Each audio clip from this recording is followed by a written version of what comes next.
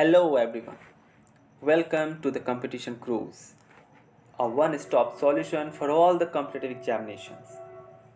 मेरा नाम है सौरभ और आज के एडिटोरियल सेशन में आपका स्वागत है। ये editorial session editorial with GS के नाम से आप सभी के सामने आ रहा है। मैं प्रतिदिन इसमें भारत के सबसे प्रोमिनेंट न्यूज़पेपर द हिंदू के एडिटोरियल लेकर आऊँगा, जिसमें मैं करंट अफेयर्स से जुड़ी हुई विषयों की गहरी समझ आपके अंदर डेवलप करूंगा और इंग्लिश की जानकारी दूंगा। कृपया हमारे सेशन को लाइक, शेयर और सब्सक्राइब करें ताकि बाकी विद्यार्थी भी इन बेहतरीन सेशन से लाभान्वित हों।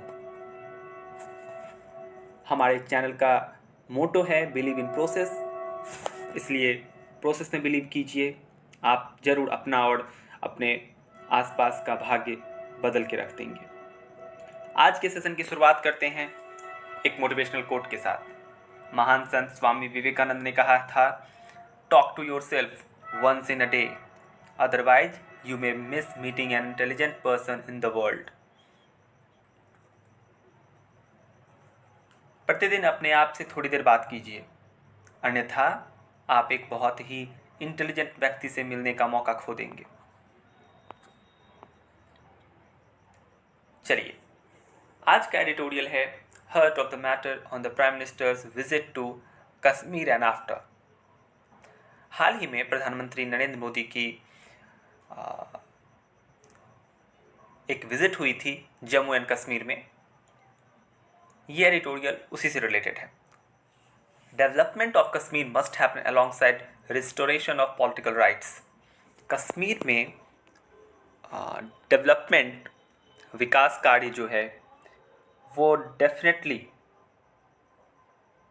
होना चाहिए, पर अलोंगसाइड यानी साथ साथ। किस चीज़ के साथ साथ?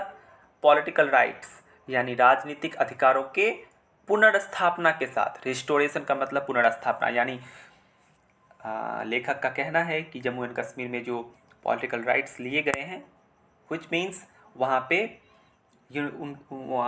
यूनियन टेरिटरी घोषित कर दी गई है, तो वहाँ पे एक पॉलिटिकल सिस्टम को फिर से स्टैब्लिश किया जाए डेवलपमेंट के साथ साथ। कश्मीर की इशू को समझने के लिए चलिए हम लोग जरा मैप पे चलते हैं, तो शायद काफ़ी बेहतर समझ पाएंगे हम कश्मीर के मामले को। देखिए, ये है हमारा देश भारत। इसके सबसे उत्तरी हिस्से पे स्थित है दुनिया का स्वर्ग कहा जाने वाला, दुनिया की सबसे खूबसूरत जगहों में से एक कश्मीर। कश्मीर का इतिहास समझने के लिए हमें वापस आज़ादी के समय जाना होगा, जब कश्मीर ने अपने आप को एक आज़ाद मुल्क के तौर पे रहना चुना था। किंतु कश्मीर के पश्चिम में स्थित ये इलाका पाकिस्तान का है। ये पूरा इलाका पाकिस्तान का है। इन्होंने धोखे से कश्मीर के ऊपर हमला किया।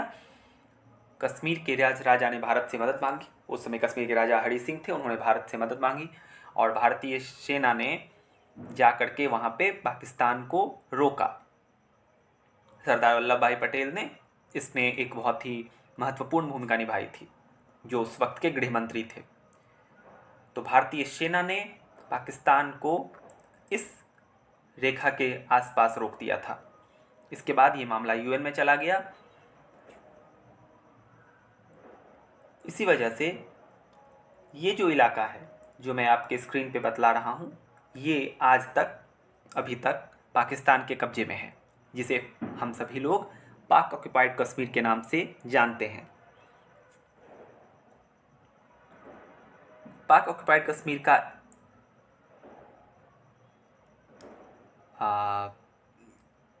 कंट्रोल पाकिस्तान या पाकिस्तानी सेना के कब्जे में है। हमारी सरकार, हमारा देश लाइन ऑफ कंट्रोल, जो कि भारत और पाकिस्तान के बीच कश्मीर में सीमा रेखा का निर्धारण करता है, या यूँ कहूँ तो वर्तमान स्थिति का निर्धारण करता है, उस लाइन ऑफ कंट्रोल के नीचे की ओर ये सारा इलाका भारत के अभी कब्जे में है, भारत के अंदर आता है, पर हमारा ये पूरा कश्मीर हमारा है। गिलगित बाल्टिस्तान का ये इलाका, ये गिलगित, ये बाल्टिस्तान का इलाका है। यहीं पे भारत की सबसे ऊंची चोटी K2 जिसे कारकोरम 2 गॉर्डन ऑस्टिन भी कहते हैं, स्थित है। ये सियाचिन ग्लेशियर है जो दुनिया की सबसे ऊंची युद्ध स्थल है। ये भारत के कब्जे में है और ये सियाचिन ग्लेशियर सामरिक दृष्टि से अत्यंत महत्वपूर्ण है क्योंकि ये पाकिस्तान को चीन से अलग करता है। ये अक्साई चीन का इलाका है जो 1962 में चीन ने हमसे कब्जा लिया था। और ये लद्दाख है, यहाँ जम्मू एंड कश्मीर का, ये कश्मीर का इलाका है, ये जम्मू है। तो आशा करता हूँ कि आप सभी लोग मैं आपकी मदद से समझ रहे होंगे कि कश्मीर का मामला क्या है। ये 1948 में भारत में शामिल हुआ। उसके बाद उसे आर्टिकल 370 के तहत कुछ विशेषाधिकार प्राप्त हुए थे, जिन्हें 2019 में 5 अगस्त के दिन एक संवैधानिक संशोधन के द्वारा, कॉन्स्टिट्यूशनल अमेंडमेंट के द्वारा हटा दिया गया। आर्टिकल 370 क्या था? आर्टिकल 370 के तहत जम्मू एंड कश्मीर को कुछ स्पेशल राइट्स प्राप्त होते हैं। आप सभी लोग इसके बारे में जानते होंगे, अगर नहीं जानते हैं तो इसके बारे में मैं अलग से एक वीडियो बनाऊंगा और कश्मीर के इतिहास से वर्तमान तक की सारी जानकारी आपको उपलब्ध कराऊंगा। एक और महत्वपूर्ण चीज़ आप लोग याद रखिएगा, चाइना पाक इकोनॉमिक कॉरिडोर, जो कि one belt one road initiative, China का एक महत्वाकांक्षी one belt one road initiative का एक महत्वपूर्ण हिस्सा चाइना पाक इकोनॉमिक कॉरिडोर पाक अधिकृत कश्मीर से ही गुजरता है, जिसके कारण भारत ने उसका बाइकॉट किया हुआ है। ठीक है, तो कश्मीर इसी वजह से न सिर्फ अपनी खूबसूरती के लिए बल्कि विभिन्न रक्षा के कारणों से भी हमेशा चर्चा में रहा है। हमारा देश का बहुत बड़ा टूरिज्म का सेक्टर कश्मीर पे आधारित है। और कश्मीर में एक और महत्वपूर्ण बात आप सभी को याद रखनी है कि कश्मीर की राजधानी श्रीनगर है। इसके अलावा कश्मीर एक पूर्णतः पर्यटन आधारित अर्थव्यवस्था है। वहाँ के केसर, वहाँ के पश्मीना ऊन, इन सबको जीआई टैग मिला हुआ है। ये सारी चीज़ों पे आप लोग ध्यान दीजिएगा। लद्दाख में अभी प्रोटेस्ट भी चल रहा था। तो चलते हैं अब वापस आज के एडिटोरियल पे। अगर मानचित्र से जुड़ी हुई कोई भी जानकारी आपको और चाहिए होगी तो आप कमेंट में हमसे पूछ सकते हैं। चलिए तो आज का एडिटोरियल शुरू करते हैं। Prime Minister Narendra Modi painted a rosy picture of Jammu and Kashmir during his first visit to the Union Territory that was formed by the bifurcation of the erstwhile state, also stripped of its special and constitutional status in 2019. प्रधानमंत्री नरेंद्र मोदी ने paint किया, प्रधानमंत्री नरेंद्र मोदी ने बताया एक paint किया एक रोजी पिक्चर, एक खूबसूरत सा पिक्चर सामने रखा, प्रोजेक्ट किया जम्मू एंड कश्मीर का, JNK का, during his first visit to the union territory, जब उन्होंने इस यूनियन टेरिटरी का, यूटी का, केंद्र शासित प्रदेश का पहला विजिट किया। कब? बाइफर्केशन के बाद, जो कि अर्स्टवाइल स्टेट था। अर्स्टवाइल मतलब पहले का, पहले ये स्टेट था जिसे जम्मू कश्मीर और लद्दाख नाम के 2 यूनियन टेरिटरीज में विभाजित कर दिया गया, बाइफर्केट कर दिया गया। Okay, and also stripped off its special constitutional status in 2019, और 2019 में इसके विशेष संवैधानिक स्थिति को, जो आर्टिकल 370 के द्वारा उसे प्रोवाइड कराया गया था, उसे भी ले लिया गया था। तो इसका मतलब ये है कि 2019 के बाद, बाइफर्केशन के बाद पहली स्टेट विजिट थी ये भारत के प्रधानमंत्री की यूनियन टेरिटरी में। ध्यान दीजिएगा, यूनियन टेरिटरी का मतलब होता है वह क्षेत्र विशेष जो कि सीधे ही केंद्र सरकार के क्षेत्राधिकार में आता है। Mr. Modi's speech on March 7 at a rally in Srinagar and his interaction with local entrepreneurs who have benefited from central schemes were efforts to win heart. Mister Modi का जो स्पीच था, जो मार्च 7 को श्रीनगर की एक रैली में दिया गया, वो और साथ ही साथ उन्होंने इंटरेक्ट किया यानी बातचीत की। इंटरेक्ट किया मतलब बातचीत की, किनके साथ? लोकल एंटरप्रेन्योर्स के साथ। वहाँ के जो लोकल उद्यमी लोग हैं, नए नए बिजनेसमैन्स जो वहाँ पे स्टार्टअप्स आए हैं, उन लोगों से उन्होंने मिला, उनसे बातें की। हु हैव बेनिफिटेड, हु आया है एंटरप्रेन्योर्स के लिए, जिन्हें जो लाभान्वित हुए हैं सेंट्रल स्कीम से, केंद्र सरकार की स्कीम से। वर एफर्ट्स टू विन हार्ट, ये जो एफर्ट है ये दिलों के जीतना का एफर्ट है। ये दिलों को जीतने के लिए प्रधानमंत्री मोदी ने ये एफर्ट किया है।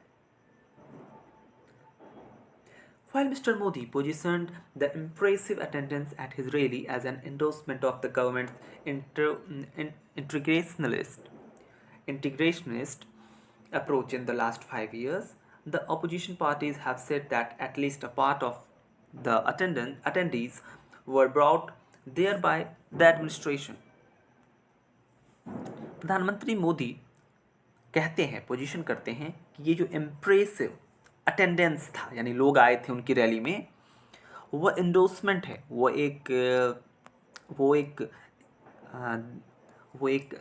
प्रोजेक्शन है।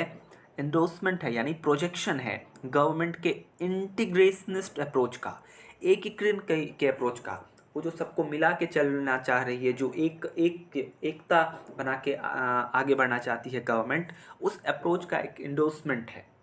इन द लास्ट 5 ईयर्स, पिछले 5 सालों में जो गवर्नमेंट ने एक इंटीग्रेशनिस्ट अप्रोच अपनाया है, एकीकरण का अप्रोच अपनाया है जम्मू एंड कश्मीर में, उस अप्रोच का एंडोर्समेंट है। ऐसा किसने कहा? प्रधानमंत्री नरेंद्र मोदी ने कहा। The opposition parties have said that at least a part of the attendees were brought there by the administration, जबकि opposition parties, Jammu and Kashmir की मुख्य अपोजिशन पार्टी कश्मीर और नेशनल कॉन्फ्रेंस, कांग्रेस और नेशनल कॉन्फ्रेंस को आप कह सकते हैं, साथ ही साथ पीडीपी भी वहाँ एक महत्वपूर्ण पार्टी है। तो इन पार्टीज़ ने ये दांव लगाया है, ये दावा किया है कि एक पार्ट जो है अटेंडीज़ का, जो अटेंडेंस था मिस्टर मोदी के रैली में, उसका एक बड़ा पार्ट एडमिनिस्ट्रेशन के द्वारा, यानी वहाँ के सरकार के द्वारा, वहाँ के जो एडमिनिस्ट्रेटर्स हैं उनके द्वारा लाया गया था। ये भीड़ अपने आप नहीं जुटी थी, ऐसा ऑपोजिशन पार्टीज़ ने ब्लेम किया। The Prime Minister was also addressing the electorate outside of J&K just ahead of लोक सभा इलेक्शंस। आप सभी जानते हैं कि लोकसभा इलेक्शंस होने वाला है, तो प्रधानमंत्री मोदी उस रैली में अपने चुनाव प्रचार को भी संबोधित कर रहे थे। He steered clear of any political outreach and instead cataloged the achievement of his government, creating more opportunities for the people. ध्यान दीजिएगा, उन्होंने क्लियरली कहा कि ये कोई पॉलिटिकल आउटरीच नहीं है। इसके विपरीत, इसके विपरीत उन्होंने कैटलॉग किया, उन्होंने बतलाया। कैटलॉग करना मतलब सूचीबद्ध किया अपने सरकार के अचीवमेंट्स को, अपने सरकार के काम को, कि उनके सरकार ने क्रिएट किए हैं बहुत सारी अपॉर्चुनिटीज़ वहाँ के लोगों के लिए, कश्मीर के लोग। Kashmiris were breathing free now, the prime minister ने कहा कि कश्मीरीज आप खुली हवा में शांति की सांस ले रहे हैं। Mister Modi also trained his guns on the Congress and the 2 regional parties, the national conference and the peoples democratic party, for ruining J&K for 7 decades through self-centric dynastic politics. ध्यान दीजिएगा, मिस्टर मोदी ने आरोप लगाया, ट्रेंड हिज गन यानी आरोप लगाया कांग्रेस के ऊपर, एंड 2 रीजनल पार्टीज़ यानी 2 क्षेत्रीय पार्टीज। वो 2 क्षेत्रीय पार्टीज़ कौन कौन हैं? जैसा कि मैंने पहले ही आपको बताया, नेशनल कॉन्फ्रेंस और पीडीपी, पीपल्स डेमोक्रेटिक पार्टी, उनके ऊपर आरोप लगाया मोदी जी ने। क्या लगाया? For ruining J&K for 7 decades, कि उन्होंने बर्बाद किया, उन्होंने फ़ायदा उठाया, बर्बाद किया जम्मू एंड कश्मीर को 7 दशकों तक, 70 सालों तक। कैसे किया? थ्रू किसके द्वारा किया? सेल्फ सेंट्रिक डायनेस्टिक पॉलिटिक्स, खुद पे आधारित परिवारवादी राजनीति के द्वारा। डायनेस्टिक पॉलिटिक्स का मतलब होता है जब एक राजनेता अपने बेटे के पास अपनी राजनीतिक शक्ति या राजनीतिक सत्ता का हस्तांतरण लगातार करता रहा हो। ऐसा हम हमारे देश में अधिकतर देखते हैं ना। तो ये सेल्फ सेंट्रिक डायनेस्टिक पॉलिटिक्स के ऊपर आरोप लगाया गया है। आगे बढ़ते हैं। The Bharatiya Janata Party has always seen Kashmir as an example of Indian state's indecisiveness that is placed to reverse. Bharatiya Janata party ने हमेशा ये प्रोजेक्ट किया है, हमेशा ये देखा है, हमेशा ये समझा है कि कश्मीर एक एग्जाम्पल है, कश्मीर एक उदाहरण है भारतीय सरकार के इनडिसिसिवनेस का, अनिश्चित अनिर्णय का ये परिणाम है। एंड इट प्लेस्ड और ये दावा करता है, ये वादा करता है कि वो इसे रिवर्स करेगा, वो इसे बदल देगा। प्रधानमंत्री मोदी के स्पीच में the prime minister's speech underline its perspective of Kashmir as a developmental and management challenge rather than a question of political and cultural federalism. ध्यान दीजिए, प्रधानमंत्री मोदी के स्पीच में प्रधानमंत्री की स्पीच ने अंडरलाइन किया, यानी जोर देकर कहा कि ये जो पर्सपेक्टिव है, हमारा जो पर्सपेक्टिव रहा है कश्मीर को लेकर, कि कश्मीर एक विकास का और मैनेजमेंट का चैलेंज है। वहाँ की जो समस्याएं हैं वो विकास से जुड़ी हुई हैं और मैनेजमेंट, प्रॉपर मैनेजमेंट से जुड़ी हुई हैं, न कि वह राजनीतिक या फिर कल्चरल यानी सांस्कृतिक फेडरलिज्म से जुड़ा हुआ है। अब ध्यान दीजिएगा कि फेडरलिज्म का अर्थ क्या होता है। फेडरलिज्म एक पॉलिटिकल वर्ड है जिसका अर्थ होता है कि बहुत सारे राज्य मिलकर के एक देश का निर्माण करते हैं।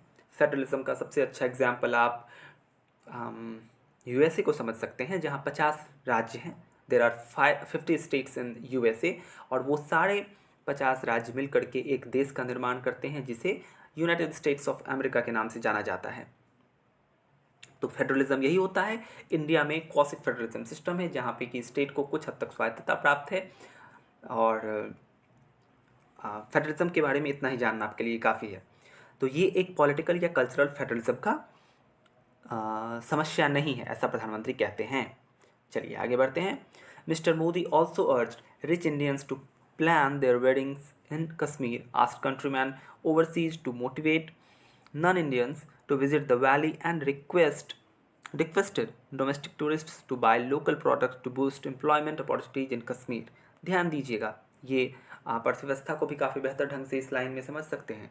मिस्टर मोदी ने रिक्वेस्ट किया है, अर्ज किया है, यानी रिक्वेस्ट किया है धनी भारतीयों से कि वो अपनी वेडिंग को, अपनी शादी को कश्मीर में आयोजित करें, और कहा है कंट्रीमैन ओवरसीज को, यानी विदेश में रहने वाले भारतीयों को, ओवरसीज का मतलब विदेश, उन्हें कहा है कि वो मोटिवेट करें नन इंडियंस को, जो गैर भारतीय लोग हैं उन्हें मोटिवेट करें वैली में आने के लिए। वैली का मतलब कश्मीर वैली, कश्मीर की घाटी में आने के लिए रिक्वेस्ट करें, उनको मोटिवेट करें और रिक्वेस्ट करें और उन्हें रिक्वेस्ट किया कि डोमेस्टिक टूरिस्ट को कि वो बाय करें लोकल प्रोडक्ट्स, जो कश्मीर के केसर हैं, कश्मीर के पश्मीना शॉल है, कश्मीर की बहुत खूबसूरत चीज़ें हैं, बहुत सारी अच्छी चीज़ें हैं, ट्यूलिप वहाँ का बहुत प्रसिद्ध है। तो वहाँ के लोकल प्रोडक्ट्स जो आती हैं उन्हें खरीदें आप, ताकि एम्प्लॉयमेंट बूस्ट हो, ताकि वहाँ एम्प्लॉयमेंट बढ़े, अपॉर्चुनिटीज़ कश्मीर में बढ़ें। चलिए आगे बढ़ते हैं।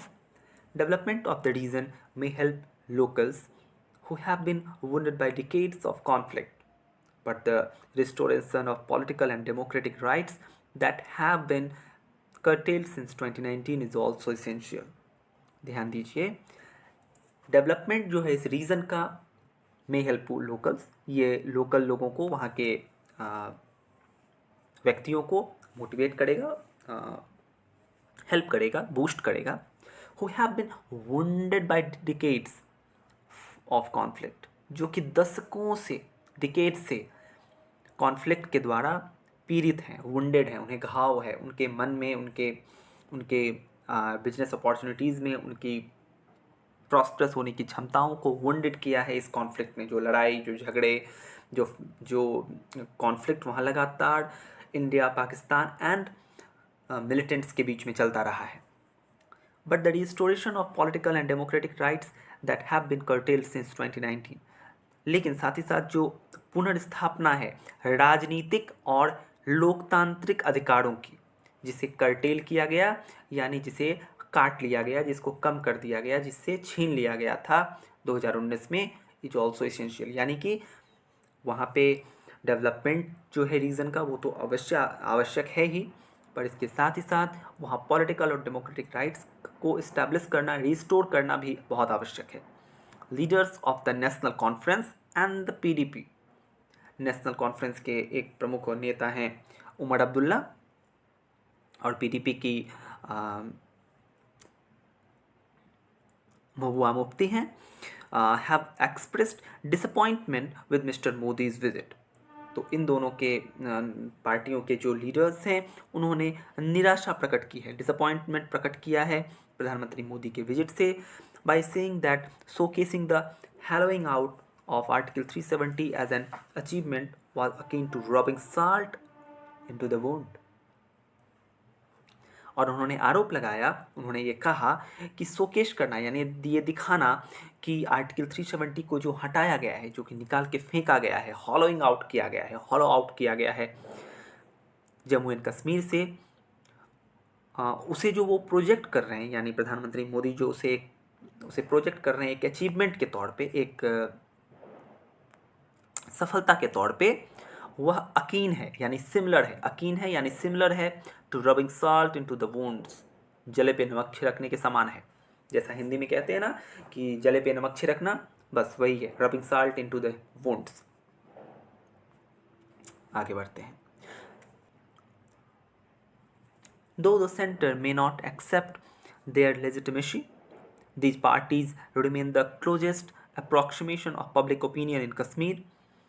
भले ही सेंटर शायद इसकी लेजिटिमेसी को नहीं एक्सेप्ट करे, लेकिन ये पार्टीज क्लोजेस्ट अप्रॉक्सीमेशन है पब्लिक ओपिनियन का कश्मीर में, क्योंकि ये दोनों ही क्षेत्रीय पार्टीज़ हैं और लोगों की ओपिनियन क्या है उन्हें दर्शाने में ये पार्टीज़ पीडीपी और नेशनल कॉन्फ्रेंस एक महत्वपूर्ण स्थान रखती हैं।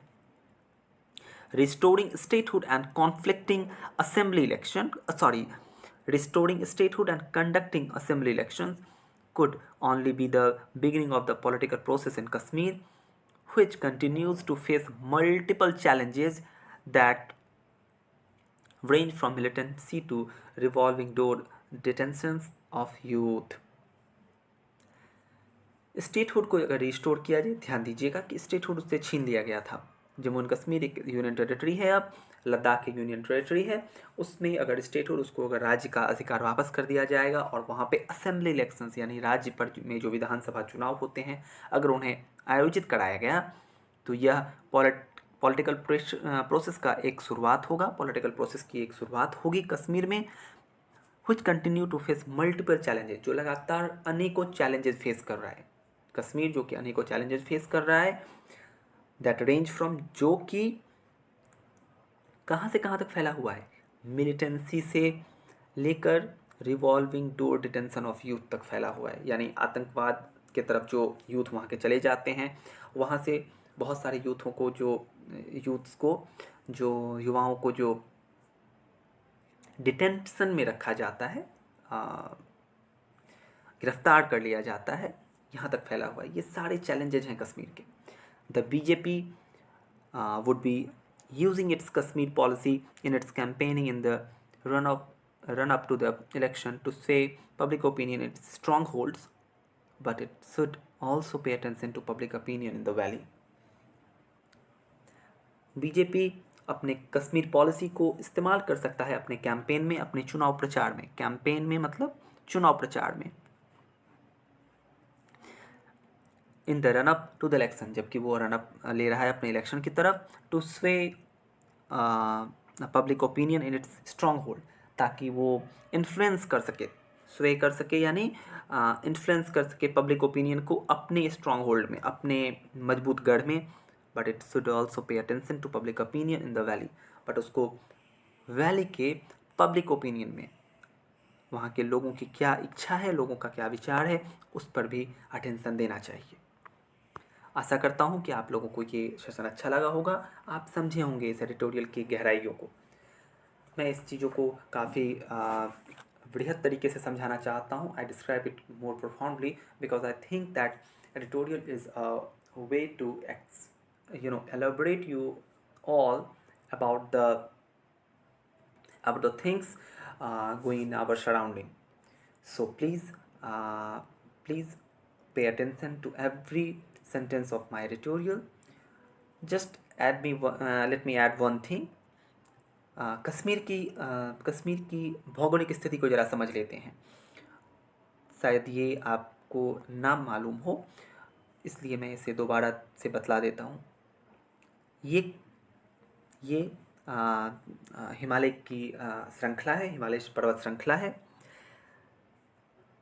जम्मू और कश्मीर बहुत बड़े सीमा रेखा तक चाइना से घिरी हुई है, एक तरफ पाकिस्तान से घिरी हुई है। यहाँ पे हिमाचल प्रदेश है, ये क्षेत्र हिमाचल प्रदेश का है, और ये छोटा सा टुकड़ा इसका अफ़गानिस्तान से भी जुड़ता है। आशा करता हूँ कि आप समझ गए होंगे इसकी भौगोलिक स्थिति को।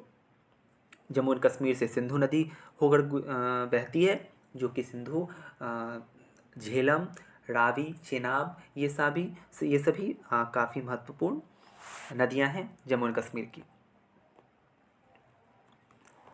कंपटीशन क्रूज़ के इस सेशन को आप सभी लोगों का साथ मिलेगा, ऐसी आशा है मुझे।